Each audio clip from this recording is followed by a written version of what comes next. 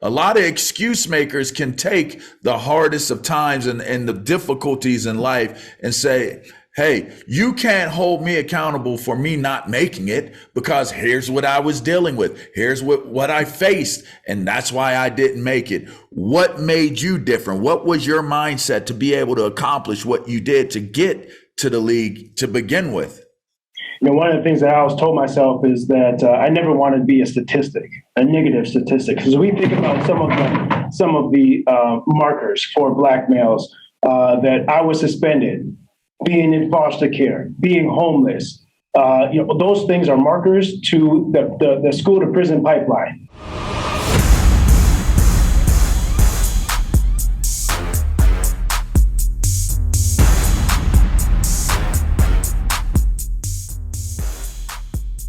What's up, everybody? It's LaVar Arrington here, bringing you another exciting edition of, that's right, Up On Game presents Conversations with a Legend. Conversation with the Legend. It's brought to you by PACE-O-MATIC and my people at Brinks TV. This next guest we got, he's pretty cool, man. Very, very accomplished. Did his college work, did his duties at Minnesota, born in Minnesota. Played for the Minnesota Gophers. We'll talk about that. That's a touchy topic for me. We'll touch on that one in a minute. But now he's doing some great work with the youth of America at one of the most elite institutions for high school athletes at IMG Academy. He's been named head of school. Pretty cool. He's doing some amazing things there. Bring in my man Michael Lehan. What's the deal, man? What's the good word with you? Man, I appreciate you having me on. Good brother. Indeed. All right, so let's just get this out of the way. All right, let's get the hard part of this conversation knocked out. My last year in school, we're undefeated. We're top 5 in the nation, and the Minnesota Gophers, we were Number 2. Yeah, I'm glad you remember. I'm glad you feel good and strong and confident about, the ranking that we had during the course of this game. We go up against Cochran, Hamner.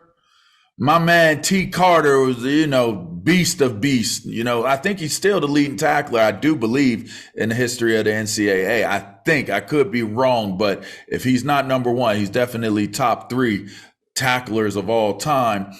We lost. Last second field goal. The ball actually went off of my fingertip. It went off of my fingertip and it went through the uprights, and we lost that game to Minnesota my last year in school, and totally derailed our season. So I really have a genuine disdain for Minnesota. It's not as high as it is for Michigan, but I certainly do not like the Minnesota Gophers. I don't know how a Gopher would ever win in a real match against a mountain lion, but it happened that day, and it happened in the mountains. So there you go. And I wanted to get that off of my chest with you before we continued on with this conversation. Fair enough. And I remember that like it was yesterday. There's some memories we have from college. There's others that we forget. But listen, I remember coming to town, LaVar Arrington, Courtney Brown. And then when I got drafted to the Browns, Courtney was in the locker room. But I remember coming on that field. I think I was about a freshman, sophomore at that time. I'm like, man, these are some big humans out there, man. That team y'all have, man. But I don't know how we came away with that one, but it was a memorable season, that's for sure. Indeed. So you get drafted. Like you mentioned, you go to the Browns. You had a 6-year career, which, you're vested. Did you get vested? Absolutely. Yeah. That's a beautiful thing. You were able to have a lengthy enough career, a long enough career and longevity to be able to really, really own it and be able to benefit from it. And then you move on. and you went into, I want to say you had business development attached to the things that you did. You ended up being a principal, assistant principal, and then boom, you're now at one of the most powerful schools, high schools, if not powerful school in all of sports in the country, at IMG. Just take me through, what was the journey from leaving football and leaving the game, and how it led to you being where you are right now, because that's what Up On Game is all about, right? You got to know how to apply what your skills and your development playing this game, and how that applies and takes shape once you're not playing the game. Absolutely. And I really like the focus of what that transition looks like, because for so many of us, after years in the NFL, that transition is hard, because we're accustomed to coming in the back door to go get our physicals. We're accustomed to everything setting up for us, but we don't come in the restaurant, all these sort of things. And now our career's over, and then what?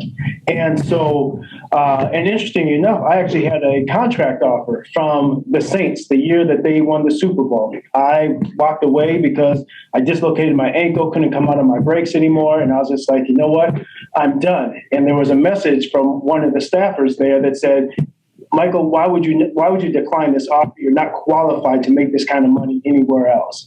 And so, true statement. I haven't been in industry for a period of time. I didn't know what it looked like. I came out, I had my bachelor's degree and so forth, but that was motivation. That was also the motivation that I needed to be like, oh, okay, okay, I'm here for this. We've been in competition all of our life. And so that was a competition. That was an opportunity to prove somebody wrong. So once I got done playing, I wanted to be active still. So I enrolled, I got my master's degree. And then there's an opportunity because, I was in foster care. I was homeless for a period of time. So I knew that I wanted to work alongside young people to make sure that I was a voice for them that I never had for myself. And as I was able to go through that, I got a call one day, and it was a school district in Minnesota saying, hey, we're looking for a dean of students. Would you be interested in this opportunity? And, I was like, man, there couldn't be anything better. Working with the young minds, inspiring young people, working alongside them, telling a bit of my story, and hopefully, inspiring them along the way in the same way that I was inspired by people who invested in me. One thing led to the next. I became an assistant principal, became a principal. One of my career highlights, coming out of football, being the principal of the year in the state of Minnesota, the first ever Black male principal of the year in the state of Minnesota. And that led to me being assistant superintendent, and then led me to come down here to IMG Academy, which, as you alluded to, is a premier training ground for young scholar athletes. And for me, it's personal. And in the same way I imagine it is for you and for your babies as well, that we want to make sure that we holistically develop the young minds of our scholar athletes down here, that we are not a singular narrative. We are not just athletes, but we're scholar athletes as well. And when they get done during their time here, that they can flex their muscles and leave being confident that they understand who they are and how they can complement and enhance the world, and then obviously the community that they occupy. Indeed. You mentioned a humble beginning, and you mentioned being homeless. You mentioned being in foster care. You also talked about the whole reality of them telling you being qualified to make, the type of income that you would make in playing the game. How did your beginnings play a part in your mindset? Because I would assume the same approach that you took in becoming great at what it is you're doing now was the same approach you took trying to make it in the first place. And to have to deal with, obviously your starting line is further back than other people. If you're starting off and you have to deal with some of the issues and the climates that you had to overcome, walk us through that. Like, how was that? How did you get through that? Because a lot of people will use that as a reason why not. A lot of excuse makers can take the hardest of times and the difficulties in life and say, hey, you can't hold me accountable for me not making it because here's what I was dealing with. Here's what I faced. And that's why I didn't make it. What made you different? What was your mindset to be able to accomplish what you did to get to the league to begin with? One of the things that I always told myself is that I never wanted to be a statistic, a negative statistic. Because we think about some of the markers for Black males that I was suspended, being in foster care, being homeless. Those things are markers to the school to prison pipeline. That's the reality. That is absolutely the reality. So I told myself, you know what, Michael, don't be a statistic. Instead, be a positive statistic. Mm-hmm. And every single opportunity there was for people to kind of throw shade on me and say, hey, you're not in that. Even in school, there was individuals said, Michael, you're not going to graduate. You're not going to amount to anything. Okay, I got that. Absolutely. And so, but at the same time, when people harmed me, emotionally harmed me, emotional trauma, that hurt. That absolutely hurt. And what I would also then do is put people at a distance. Say, okay, well, you know what? I can't trust this person. I don't need anybody. I just need myself. But the reality is that we do need people. And so you ask the question around, like, how did you move from this place of disenfranchisement, from this place of isolation, of this place of sadness, into this place of, okay, we're going to do this. And I think ultimately had to do with somebody being in my corner. One of the quotes that I like the best, and I often tell people is, a best friend is somebody who can sing the song in your heart when you've forgotten the words. Ultimately, I was able to come around people who were able to sing the song in my heart when I've forgotten the words. And ultimately, I may have not even known the words. So it's about being in relationship with the people who know you best. Being in relationship that people want to celebrate you. And I even think that that's one of the most challenging things for young people nowadays is because people are not celebrating one another in the same way they used to. Mm-hmm. Where if I would see somebody, I remember Lee Evans from Wisconsin. Mm-hmm. He blew out his ACL the senior year. I was looking forward to playing against him. I sent him an email just like, hey, man, I hope you heal up. And ultimately, he had a great next season and was drafted in the first round and had a great NFL career.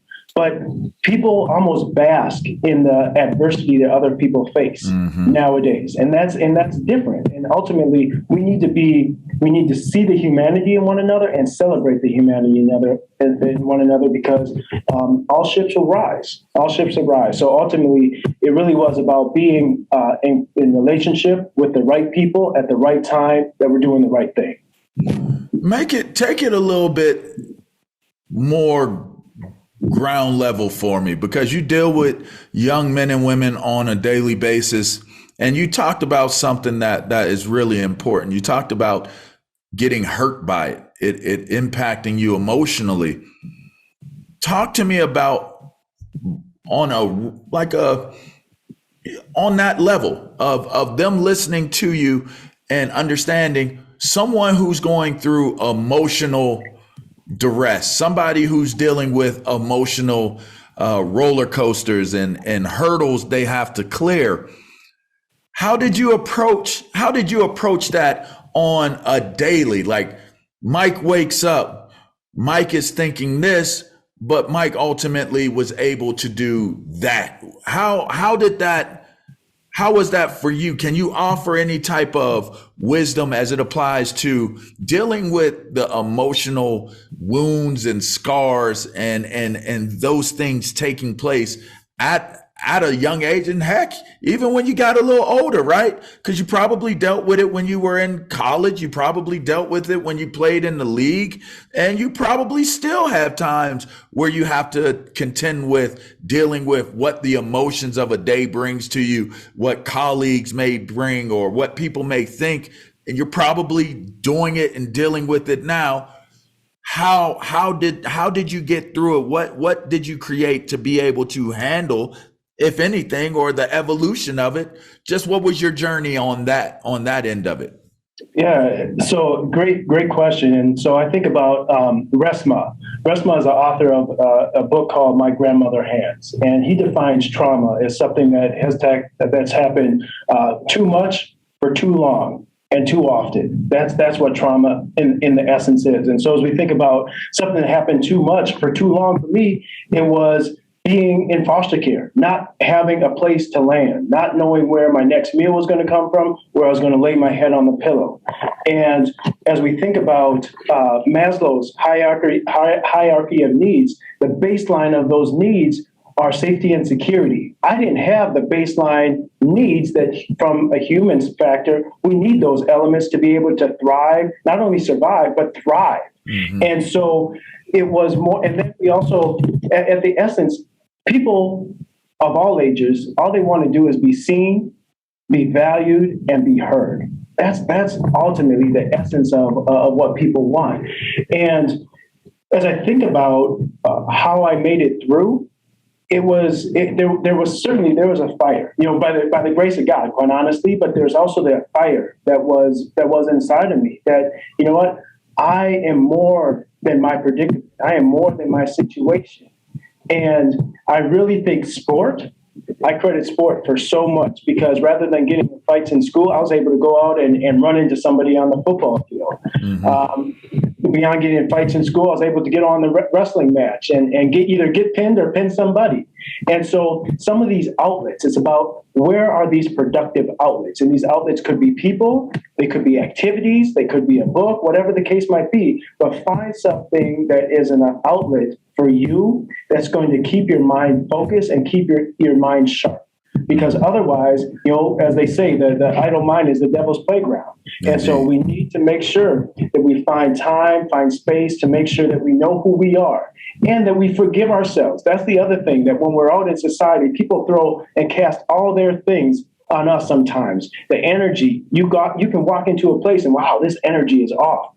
But we need to be able to say, man, you know what? I forgive myself for, whatever happened. I'm going to do better tomorrow. And we also, and I think this is critically important, we need to set boundaries. We need to set boundaries about who we're going to engage, how we're going to engage them, how much access to them we're going to ourselves we're going to give somebody as well. So it's about really knowing yourself, that identity development over time.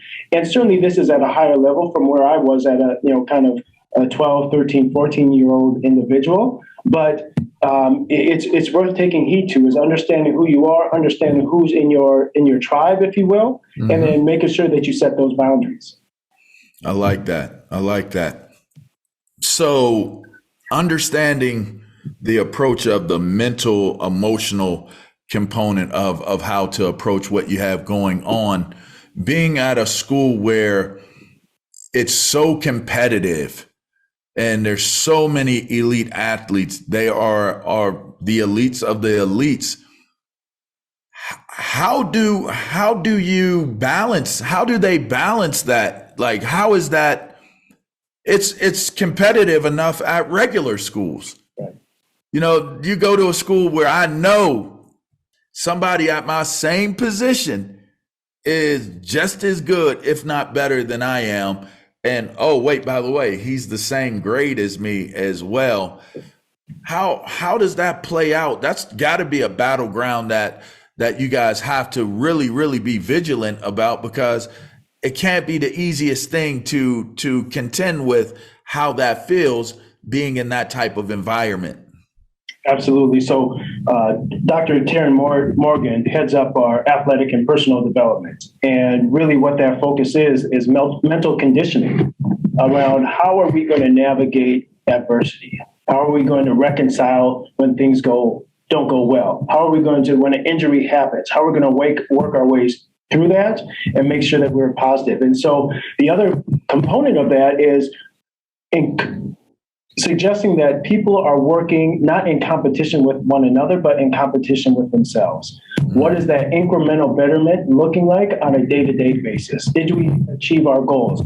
And we've got some really great partnerships where we're able to give our scholars some data tracking components. So if you power clean this today, or if your 40 time was that yesterday, all right, what are we going to do going forward? So now they've got their own metrics that they're competing against, rather than the person across from them or the person next to them or the person that's in their same position. And so when we have the opportunity to compete against one another, whether it be a scrimmage and so forth, we know that we're iron is sharpening iron. That's ultimately what's happening here, and it's a beautiful thing. And we've got such a magnificent swath of individuals that come from across the world that come here and hone their skills, and it's remarkable.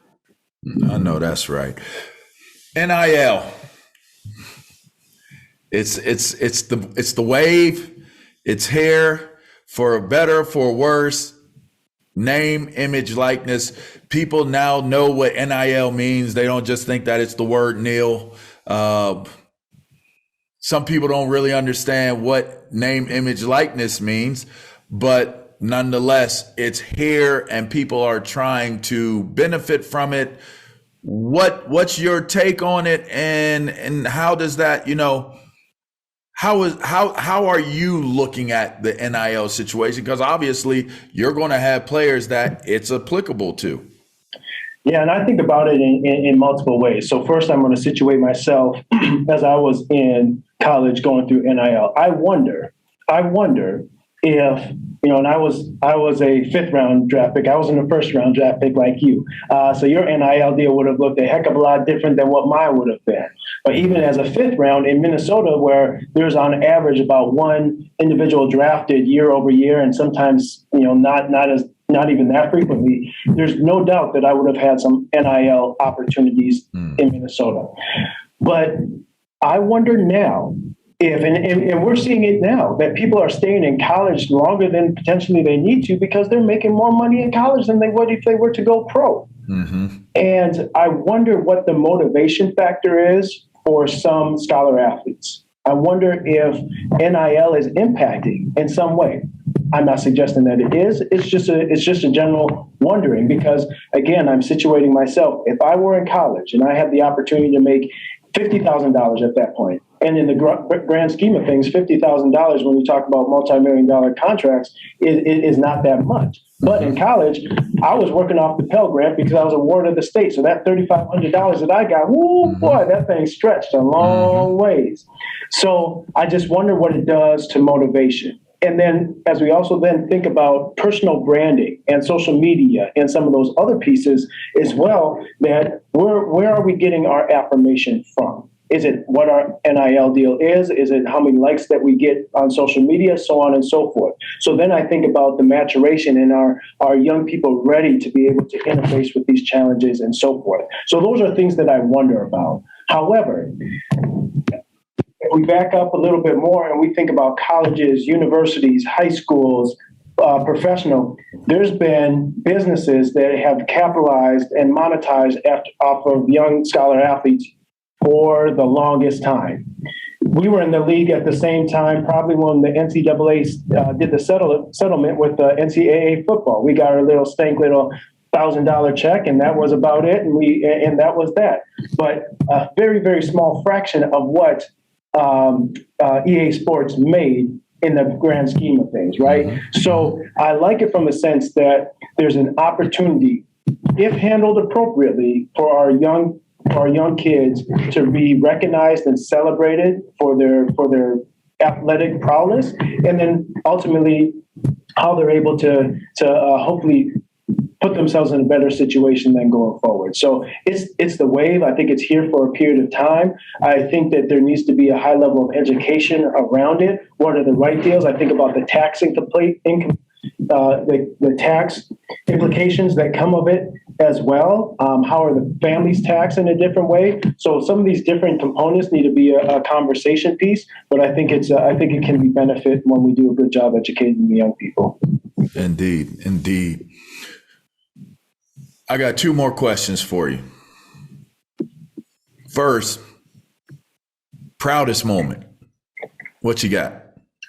So I would absolutely say the proudest moment, and I would say it was close to being drafted or seeing my babies being born, but there was something special about doing a 6-year NFL career, transitioning to a new career, and being named as a top principal in the state of Minnesota. That was a special moment. So that's what I would say, is that being named principal of the year for the state of Minnesota. Tell me why. Well, I think because oftentimes people want to place what the totality and the breadth of our brilliance is as athletes. And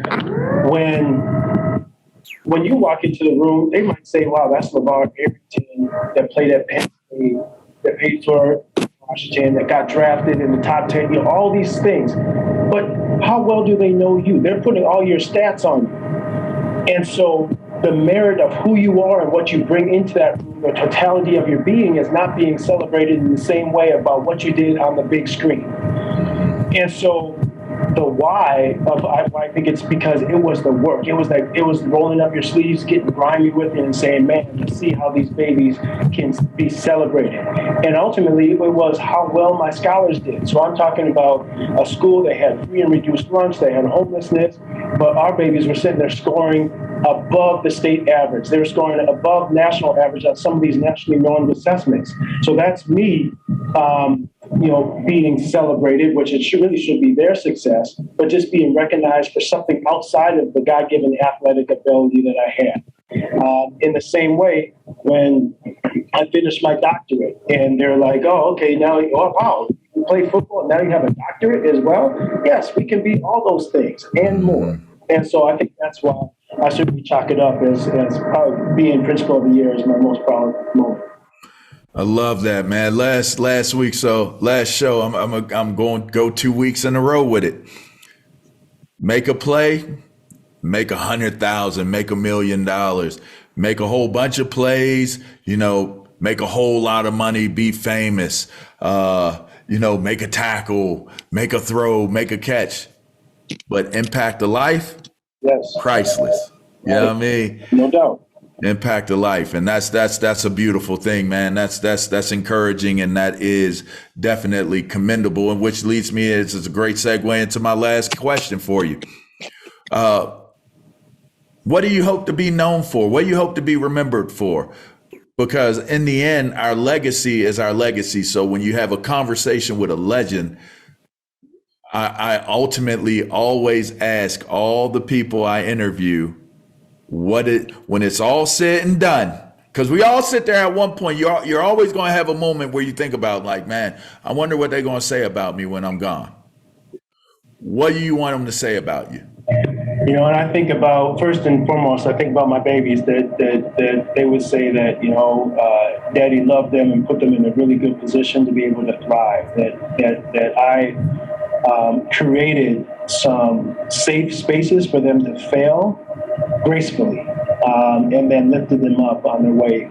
As I think about from a career standpoint, one of the things that I always love to say is that whether I was a principal or head of school, I know that I've made an impact when I can run into one of my former scholars and they say, "Mr. Lehan," or "Michael," or "Dr. Lehan," whatever they choose to say. I remember when you said this. And that has stuck with me to this point. And we're talking 20 years down the road, something that I said in passing, that you made an impact in that moment. So I think about the podcast that you have and the listeners that you have and the stories that you're sharing and the vulnerability that you're offering it. That's you're making an impact. And sometimes it's a delayed gratification, if you will, but an impact is being made. And I think those are the precious moments of life that we don't know who's watching us. But people are always watching us, and that's why we need to show up and show out all the time. Love it. Let me get this one right. Here we go. Watch this, y'all. This is my special guest of the show, head of school at the IMG Academy, Dr. Michael Lehan. Did I nail it? You nailed it. That sounds good. I don't feel like I'm worthy to be on your show, good sir. I'm honored to be here. I'm honored to be here. Man, look, this ain't the last time we're going to talk. We're going to turn this into a series. I'll tell you that. And it's going to go into IMG. I'm putting you on the spot. See how I put you on the spot? I'm with it. We're going to make this a series because this is what they need. The whole point of why we came up with this was this is what we can talk about, well, tell me the stats of your best quarterback this year and this, that, and the other. And, give me your favorite play that you had. Like, it's all good. And those things hold their value and they have their place. But this right here hearing a legend talk about overcoming the things you've overcome, knowing what your mindset is in terms of how you approach your everyday life, how much your kids mean, both in your home and at your school, getting that education. Those are the things that we truly need to hear, and it humanizes us in a way where people can receive it and actually aspire, instead of feeling like what you said earlier in the show, like, I want to pray for their downfall. Like, I hate that they're too happy, or I hate that they're too successful. No, you are born. I say, this is my saying. I'm gonna wrap us up on this one, right? My latest saying is, we're all born in greatness. You don't have a choice. We're all born in greatness, but you do have a choice as to if you live in it. That's the key. You dig? I see you living in your greatness, my guy, and I appreciate having the opportunity to have you share it with us. Likewise, good brother. I'm humbled. Thank you so much. All right. Well, we're going to catch up with you. Don't get off, because I'm gonna get your info before we totally wrap up here. But this is a wrap for this part of the show. If you liked it, I appreciate it. Make sure you tell a friend, subscribe, check us out wherever it is that you get your downloads, your podcasts. Check us out on Brinks TV if you want to catch the visual of what it is that we do. Appreciate PACE-O-MATIC for being such a large part of us being able to do what we do to bring this impactful content to you each and every week. You have just been blessed by my man, the good doctor. Yeah, that's right. Dr. Michael Lehan. And this has been Up On Game Presents Conversations with a Legend. Till next time, I'm LaVar Arrington. We'll check you out. Y'all be well.